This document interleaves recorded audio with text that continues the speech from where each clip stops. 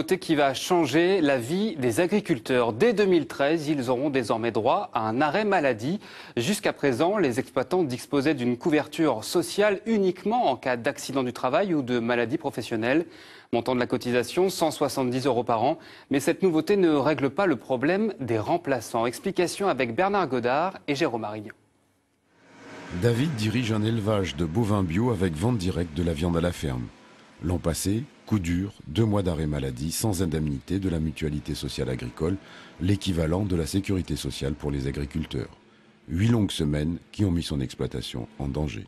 Au mois de décembre, on avait 4 bêtes à faire et donc ça a été un manque à gagner de un peu plus de 20 000 €. Donc, et les mois suivants, bon, on ne sait pas rattraper. Le mois d'après, on ne sait pas faire 8 bêtes d'un coup, quoi. Quand on en fait 4, c'est bien.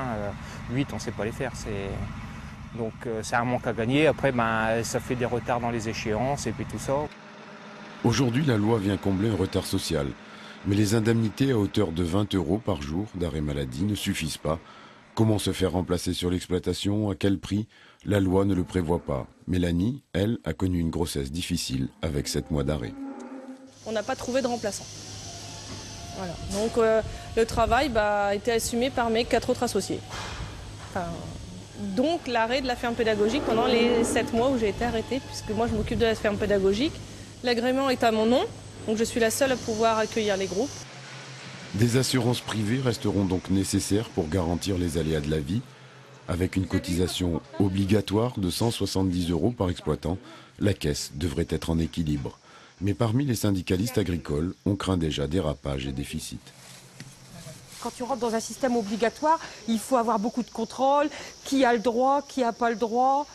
Il faut arriver à aider les gens qui en ont vraiment besoin sans qu'il y ait du débordement. Sinon, on retrouve un système qui est toujours en déficit et ce n'est pas le but du jeu.